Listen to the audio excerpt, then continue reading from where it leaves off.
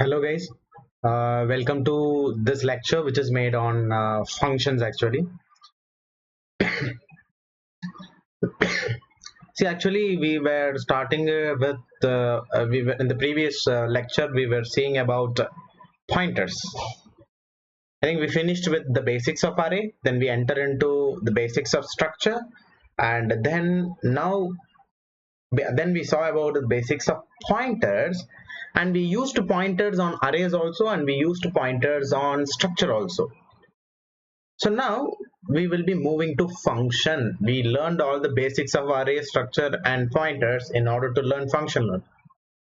So coming to function, what we are going to see inside function is, first of all, what are functions, when function is required, and the second one is parameter passing, that if you have no knowledge about it, no issues, we will see now.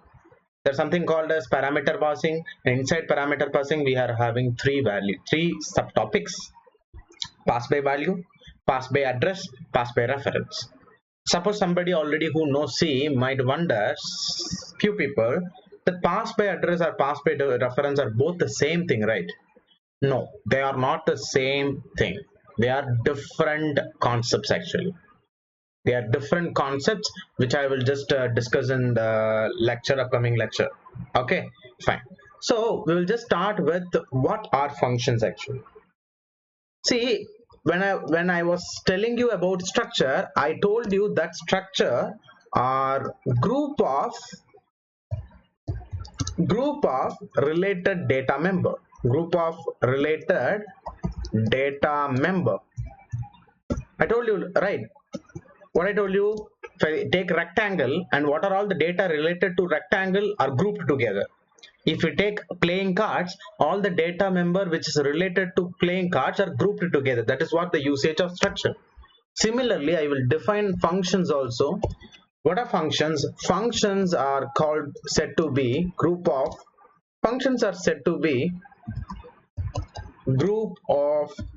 related instructions that together perform a specified task. So we say that functions are group of related instruction, whereas structure is a group of related data member.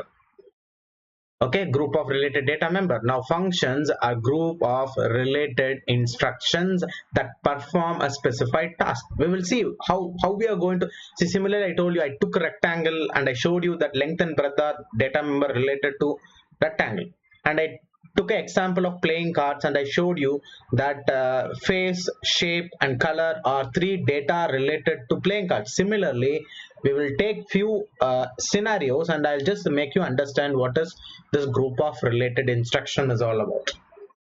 Okay, fine. So first of all, I'll just tell you why this function is required, why functions are required by programs. I think in the very second lecture I taught you about programming paradigms. In the second lecture I just taught you about programming paradigms. And in that programming paradigms, if you see, I told you many ways of style of coding is there, and the very major type of coding that I taught you is monolithic programming. And what I told you in monolithic programming is that the structure of monolithic program is that, for example, if you take a main function, the entire instruction will be written inside the main function itself. All the lines of code will be inside main function. I think so far we have seen that kind of problem only.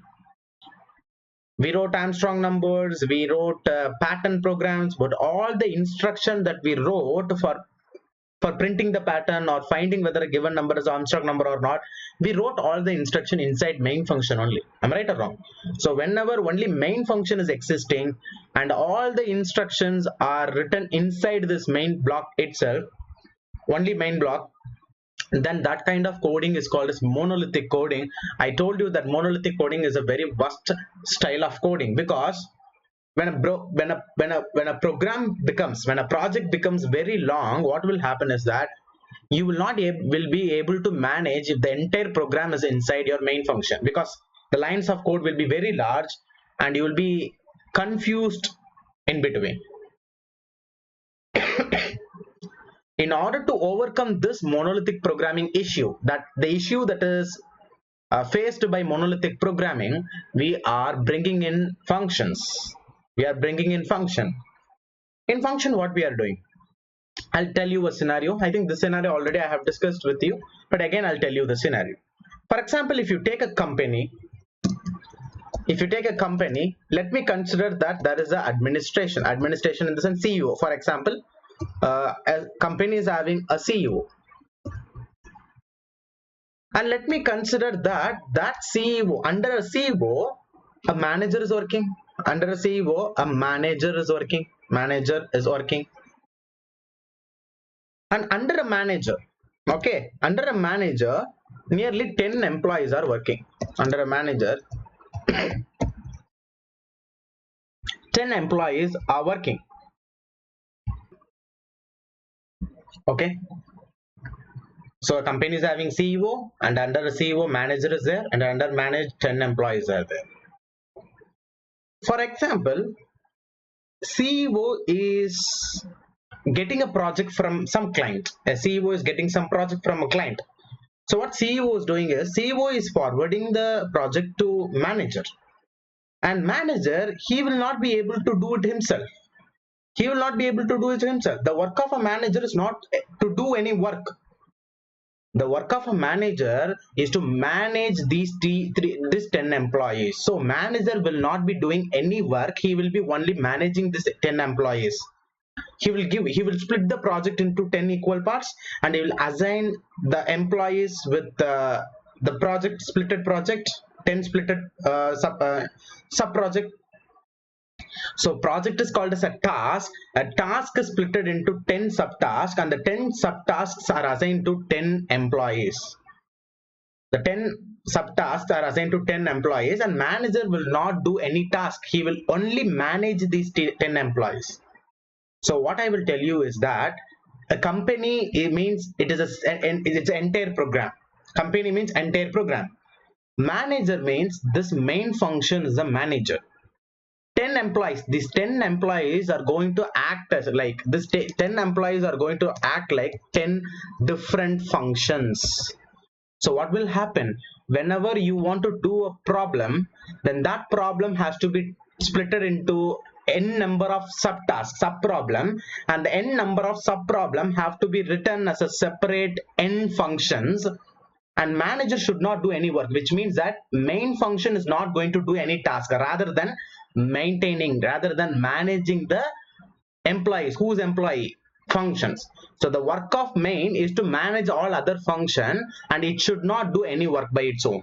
This is the structure that I'm changing, and this structure only I was naming in the second video, that this kind of structure is called as procedural or modular programming. Okay, procedural or modular programming.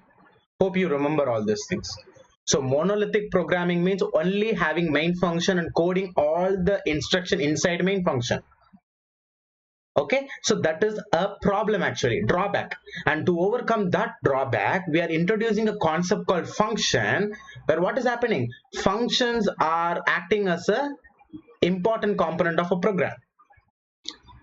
So when a problem is given to you, then that problem you're splitting into sub problems, n number of sub problems. It is up to the problem. The sub problem may be 1 or 2 or 3 or anything.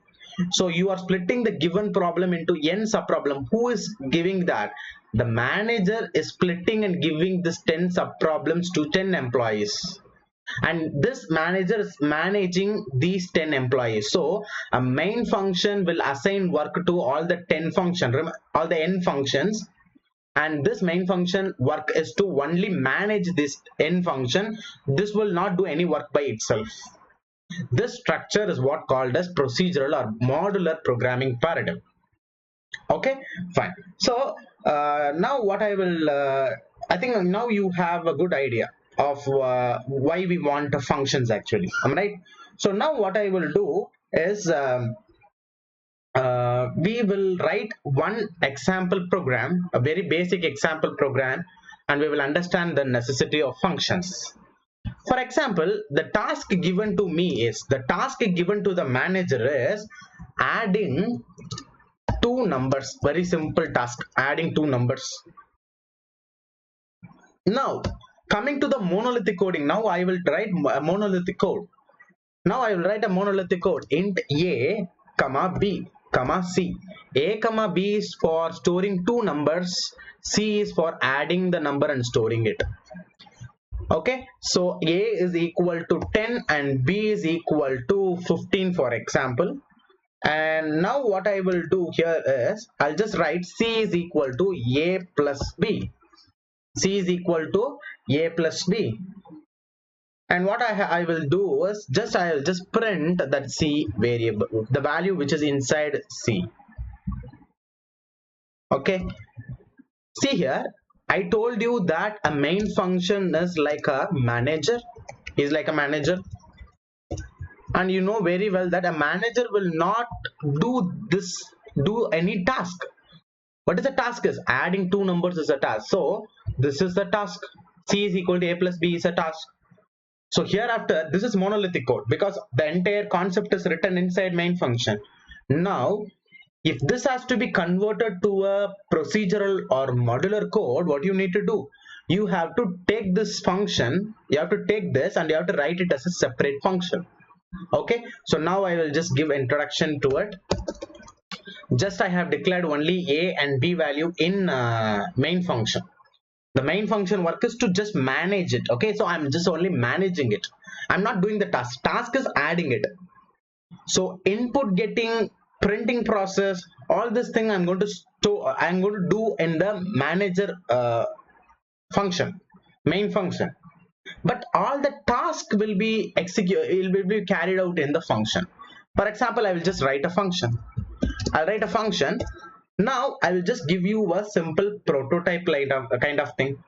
Okay, I'll just give you a prototype. Prototype means the format how you should write a function. Okay, so I'll just write it here. See, a function has to be like, return type should be specified. I'll tell you what is return type, and the return type should be followed by function name. That should be a name for a function. That should be a name for an employee. Similarly, that should be a name for a function, followed by a parenthesis, and inside the parenthesis you should be having some parameters. I'll tell you what is parameters. Parameters like parameter 1, parameter 2, and you can keep on going up to parameter n. Sometimes no parameters also will be there, that we will see.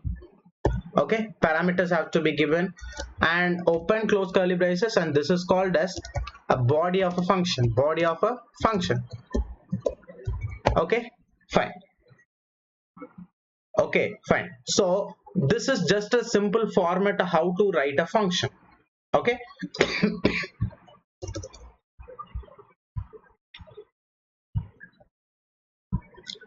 Okay, so now we will write a function.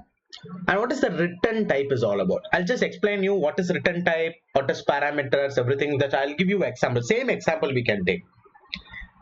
There's a company. Okay, in a company there is a manager, and under a manager few employees are working. Okay, this manager is assigning a work to his employee. That employee is what? This function. So when a manager is assigning some work, some task to the employee, you can just imagine. Okay, so the manager is assigning some work, and that, see, manager is the one who gets the project from the client. So manager knows well about the project. Actually, he knows very well about the project, what needs to be done, what should not be done. Okay, what features should be implemented in a project, what should happen inside the project. All these things manager only knows. So this employee might require certain information from a manager to do the task. A manager is there, a manager is assigning a task to his employee, and the employee will require some data from manager. See, a manager who knows about the project very well, and he is assigning a task, he knows about the task very well, and he is assigning a task to the employee, and this employee might require certain information from manager. Suppose if the employee requires certain information from manager to continue doing the task, then those data which is required by the employee to do the task is what called as these parameters. Suppose if this employee requires totally 5 data from manager, then parameter 1, first data need to be parameter 1. The second data which is required by the employee should be parameter 2. Third data required by manager should be, required by the employee from the manager should be parameter 3, and goes on, parameter 4, parameter 5. So parameters are the information or data that is required by the employee or by the function to execute a set of instruction, and those data are received from the manager. So parameters are the data required by the function to start doing a task. Next one. Okay, suppose if the employee requires certain information from manager, our employee receives all data which is required to start the task, and the information or data are if the data is or information provided by the manager to the employee, by the manager to the employee, then the employee will finish the task, and at last you can see that you can do one thing. This person, after finishing the task, he will have some output with it. After finishing a task, definitely we will have output. Adding two numbers is a task. Resultant, you have added value. Multiplying two numbers is a task. After multiplying, you get an answer, multiplied value, output. If you want to find average, average is a task, procedure, and after finishing that task, you will have an output with you. So after finishing a task, you might have an output. That output, okay, that output, what you can do is that you might give it back to the manager. Some cases you might give the answer back to the manager, and manager will handle everything with the output that the employee is providing. Or sometimes the manager does not require any output from the employee itself can do the process with the output also. Some cases that we will see, I will show you few scenarios. So two things. One thing is, whenever a task is assigned by the manager to the employee might require certain information to start the task. Those informations are called as parameters. And second thing, after finishing a task, this employee will definitely have output, and that output can be given back to the manager, or as well as he can keep it himself. The employee can keep it himself. Okay, so that the output which is given back to the manager is what called as return type. So for example, adding two numbers, what has happened? Adding two numbers, you get a resultant answer. The resultant answer will be for example like integer. So if integer is the data, is the output data that you are going to return back to the manager, then your return type is integer. If suppose you are not returning, the employee is not returning anything to the manager, and the return type can be given as void. Okay, so this we will see we will see few examples so that you can understand it better.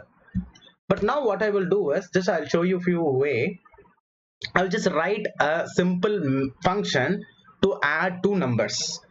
So first of all, what you need to decide is that always whenever you start writing a function, you need to decide about the return type and parameters. So return type and parameters are two important factors of a function. So first of all, just tell me, adding two number, what you are going to do? Whether you are going to return the value back to the manager? Yes, I am going to return the output. What is the output? Added value. The added value should be again given back to the manager, and my manager is only going to print that added value. So what I can do is that I can take integer as the return type, because I am going to add two integer numbers, so the resultant answer will be also integer. So the return type is integer, followed by the name of the function. Name of the function is add, because I am going to add. Okay, followed by a parenthesis, and I'll just open the body part also. Coming to this parenthesis, I need to decide whether parameters are there or not. Just tell me whether parameters are there. What is parameters? Information required by the employee from the manager. Is there any information that you require from manager? Yes, definitely. Which two numbers I need to add? Okay, if I know the numbers only, I can add and I can give the answer. So what are all the information required? Two information, A and B, and these two informations are integer informations. So what I need to tell is that I require a integer value, and it is not necessary that the same variable name should be mentioned here. I'll tell you reason why it is not necessary. And also you can have the same name also or different name also. It is up to you. But I'll tell you the reason why it is happening. But before that, I'll just take x, comma, int y. So what I'm telling that I require two information from my manager. One information is an integer value called x, and the other information is integer value called y. Okay, and this is generally called as this line. This line is called as prototype. This is called as a prototype, or it is also called as signature, and also this can be called as declaration of a function also. Declaration of a function, either prototype or signature or declaration. Now I'll just come inside this one. So let me consider that these two data from the manager are received by these two variables called x and y. These two data which is required from the manager by the employee will be received using these two variables called x and y. So now what I will do is I will take one more variable called z, and what I will do is directly I will do x plus y, and will store it in integer variable called z. Okay, now the task is being carried out. The task is carried out, and after finishing the task, what is my next important thing? After carrying out the task, the next important thing is either I'm going to return it to the output is z. Either the output is going to be again sent back to the manager, or I'm going to keep it myself. No, I'm not going to keep it myself. I will be returning back. I will be giving back the value to manager itself. How I have to return it back? Using a keyword called return. After followed by return, I should mention which value I need to return back. I need to return the value which is stored in the variable called z. So I will give return z. This return is a statement. It's like a control statement which will stop the execution of a function here itself. Whatever you write after this will not be executed. Whatever you write after this return statement will not be executed. It means that whenever a function is seeing return statement, return keyword like this, it stops its execution completely. Okay, fine. So now what I will do is, I told you that an employee should be managed by the manager, and you see here, so the two values are received by the manager from the client, for example. These two data are received from the client, for example, and you need to call your employee, and you have to say that you need to do this process called addition using these two values. Your manager has to call the employer. The manager has to call the employee, and he have to tell that you have to do this process, you have to do this task. This is a task assigned to you. How to do that? Using function calling. This is called as function declaration. Which tells that employee should do this thing. This is the work of an employee. This is the employee, and these are the things that employee has done. And now as a manager, he have to call and inform.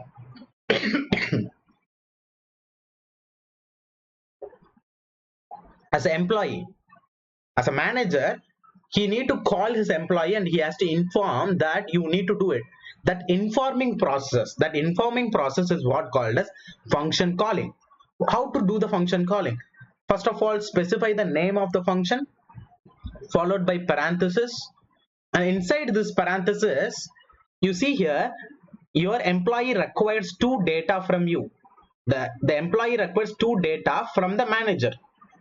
So those two data which the employee is asking for should be provided to the employee. So what we can do here is, I can pass what data has to be passed. A and B has to be passed. So what you're doing, instead of X you are passing A, instead of Y you are passing B.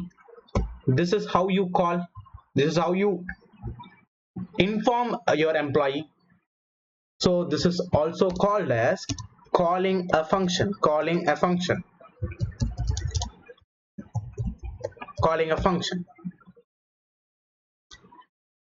See, while in the prototype, if you see, you have to mention the data type of the variable, but here you need not to specify the data type of a variable. Okay, fine. So now what has to happen is this answer, the answer which is given back by your employee. See, your employee is giving back the value called Z.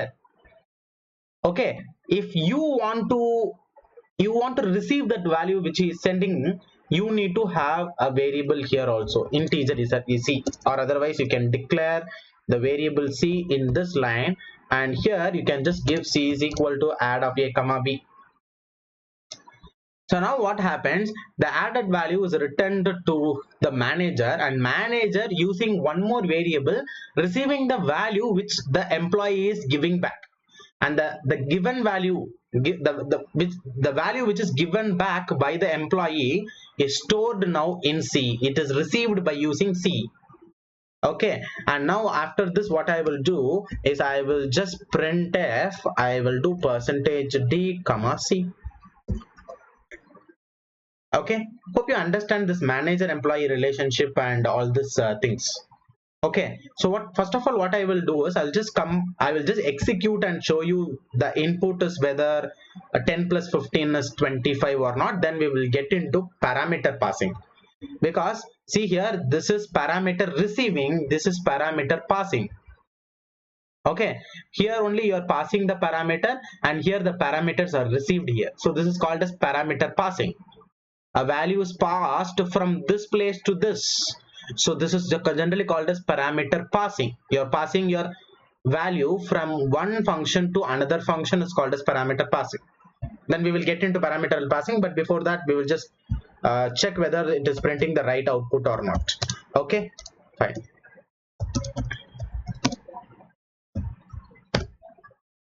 So I'm just initiating the execution. Yes, execution is successful. Sorry, compilation, and compilation is successful. Now executing.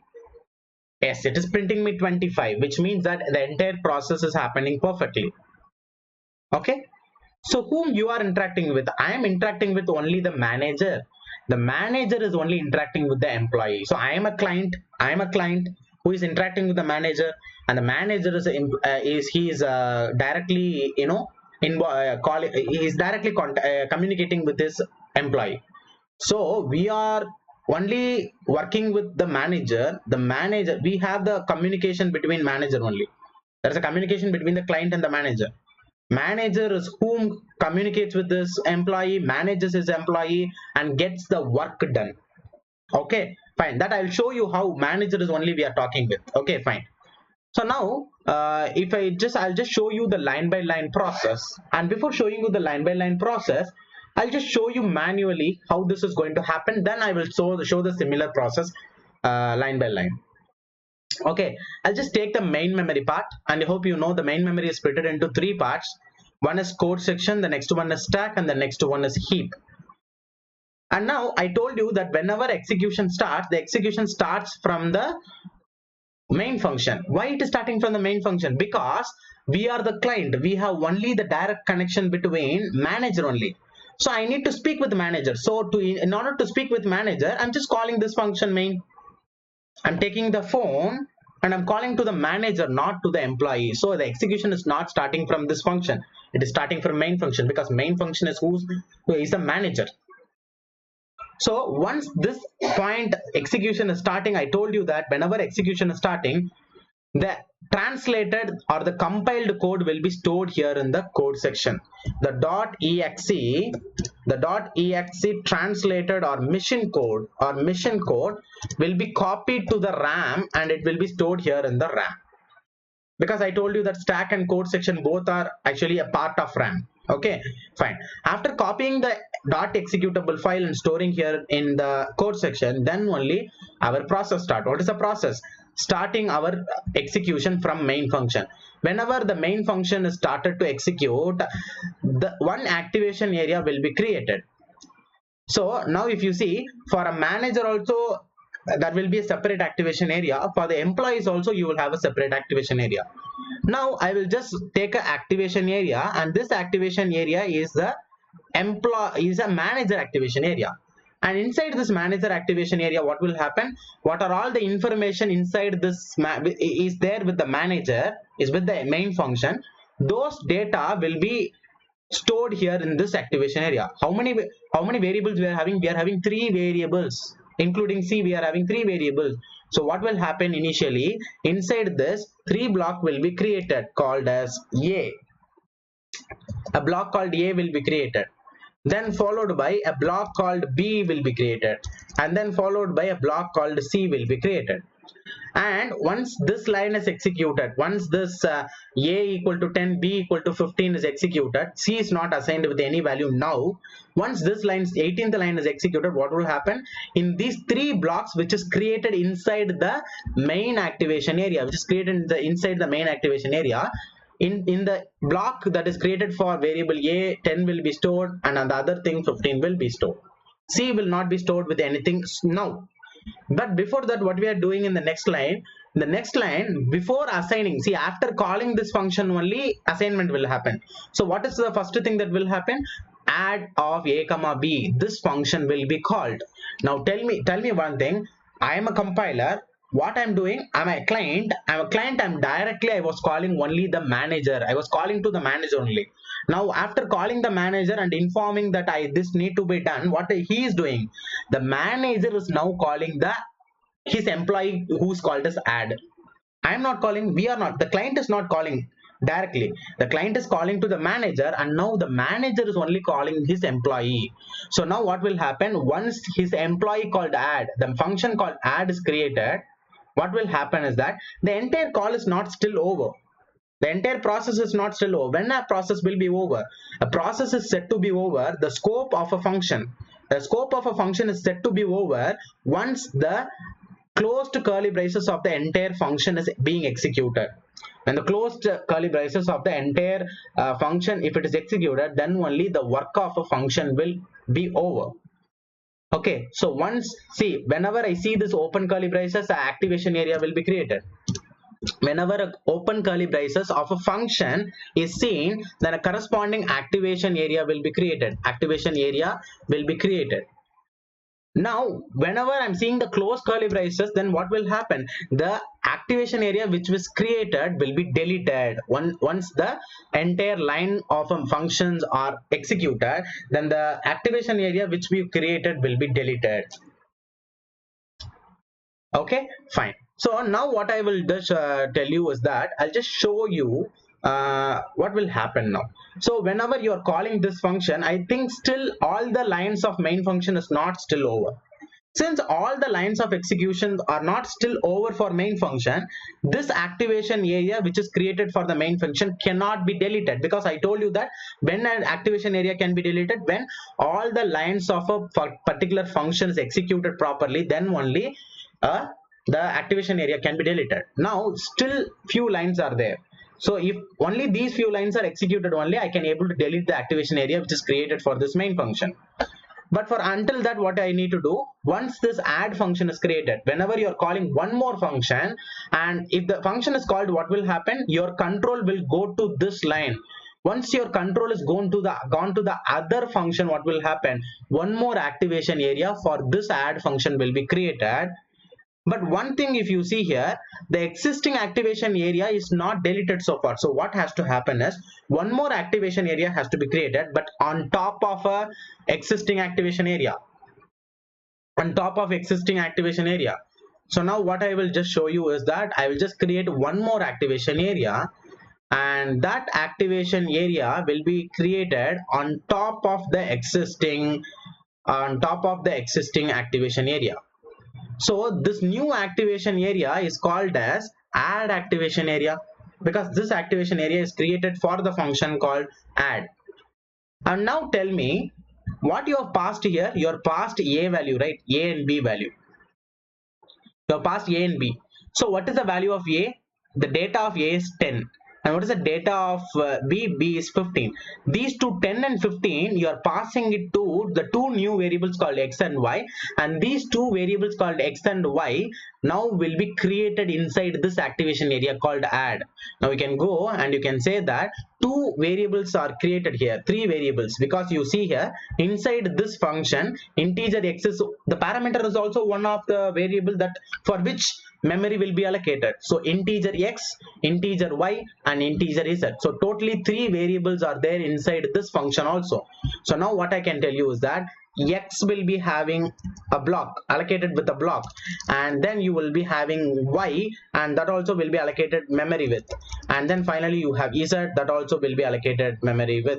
Okay, so now what will happen, since you are passing the value of 10 and 15 from main function to add function, this data is copied from here and it is sent to the variable called x. And then the same data called 15 is in the same manner, it is also passed to y and it is stored there in y. Now we can clearly see that these are two different activation area and these are two different blocks. X is a different memory block and A is a different memory block. That is why I told you, you can have a different name here or also the same name. If you have the same name A and B, what will happen? This block will be having the name called A and this will be having the name called B, even though the same name is given, but they are different memory block of different activation area. Okay, this is object in one room, this is object in another room. Even though both are having the same name, they are different, they are in different location, they have different memory locations. So you can have same name or you can have different name, no matter whatever it is. And now inside this function, what you are doing, you are adding x and y and you are storing it in z. So what will happen here? The x and y value is added and the resultant value 25 is stored here in z. You add the value of x and y and store the resultant answer in z.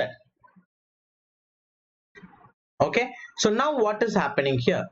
The next line is return z. So once I told you that whenever return statement is seen, what will happen? Then the complete execution of the function will be over.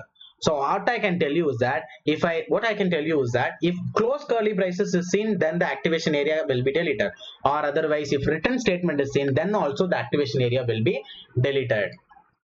So what I can tell you is that here, once it is seeing the return statement, first of all, it will copy this 25 temporarily. It will take, because this is what you're returning, the z value only you're returning. So this 25 will be temporarily taken and it will be, the compiler will be holding it. And once the return statement it is saying, it will copy 25 temporarily and it will delete this activation area. Because I told you that whenever the complete line is executed, then the activation area is deleted. So all the lines are executed. So activation area is deleted and it will come back to the line. It will come back to the line from where I went to this function. I'll just come back to the same line from where I go to the function. And now what happens? I still have the value 25 in hand. One value that I copied from that activation area is 25. That value is still in hand, and that value which is returned from here will be now stored here in C. So now what will happen? The variable called C, which is in main function, will be receiving that value which is copied from the above activation area. And now after doing this, what will happen? The next statement is printf. So now what is the c value? C value is 25, so 25 will be printed. And once this last line curly braces is executed, what will happen? The activation area of the main function also will be deleted. So what will happen? This activation area also will be deleted, and the code which is here also will be deleted. The code which is stored here also will be deleted. So the complete execution is over. So when the execution is starting, the file is copied to the code section, activation area for main is created, and the main function is calling one more function. So one more activation area is created on top of it. And once all the lines of add function is over, then that activation area is deleted. Then I again come back to main activation area. So this section is called a stack. For what reason this is called a stack means, because you are creating the stack one above the other. You are creating the stack one above the other like a stack.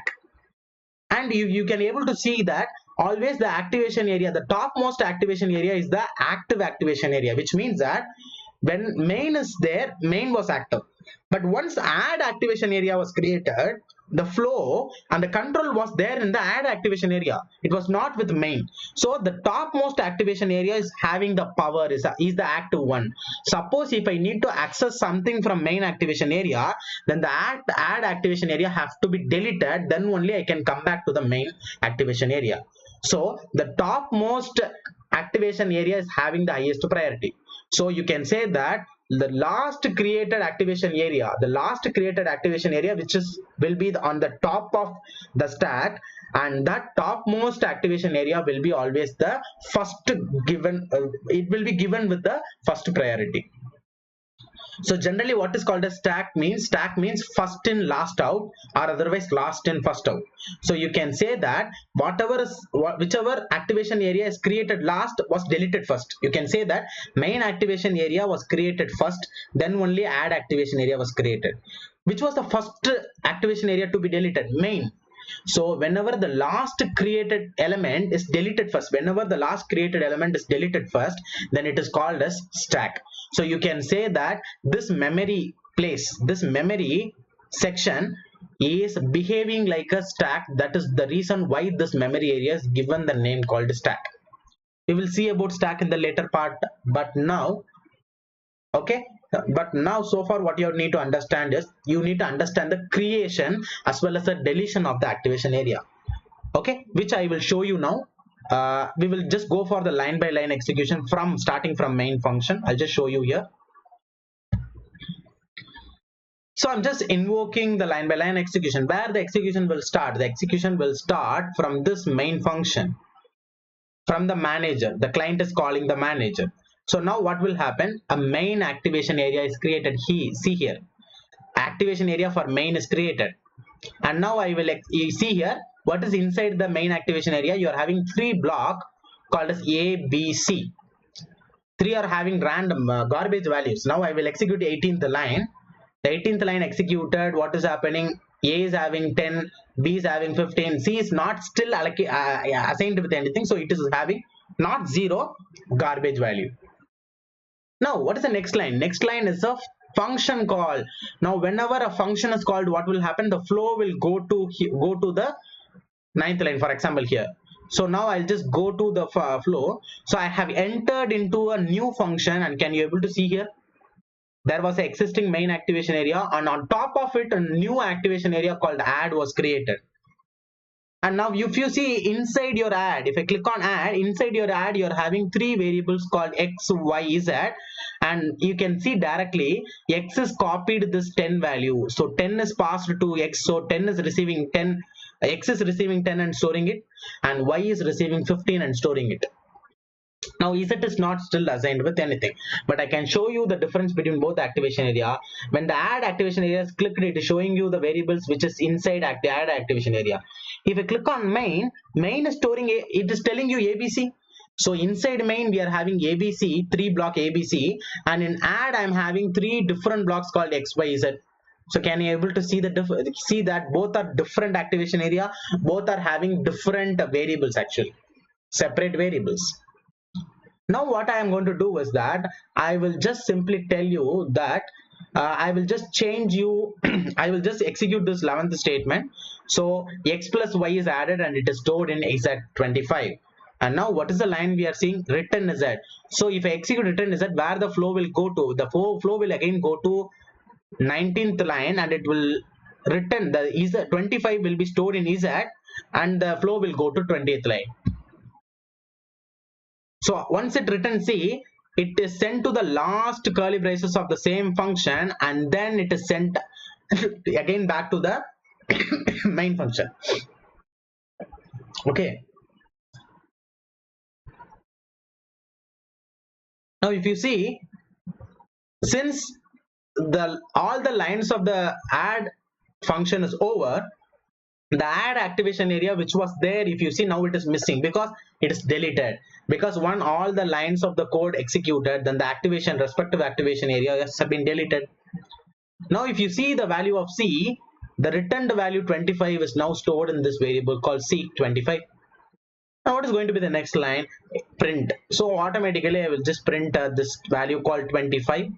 I'll be just printing the value of 25, and automatically when this last line 21 executed, what will happen?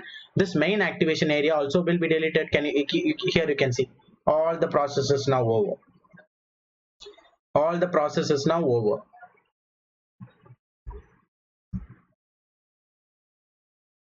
Okay, so can you able to see that understand the creation of activation area and deletion of activation area, right?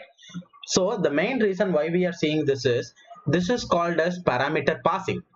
See, why this is calling a function, this is declaration. So the parameter that you are passing in the calling time, when you are passing it in the calling time, these parameters are called as actually actual parameters. Actually it is actual parameters. So while calling, if you are passing a parameter, this parameter is called as actual parameter. This in the receiving place, this parameter is called as it is called as formal parameters. Formal parameter. It is called as formal parameter. Okay. So now what I need to tell you is this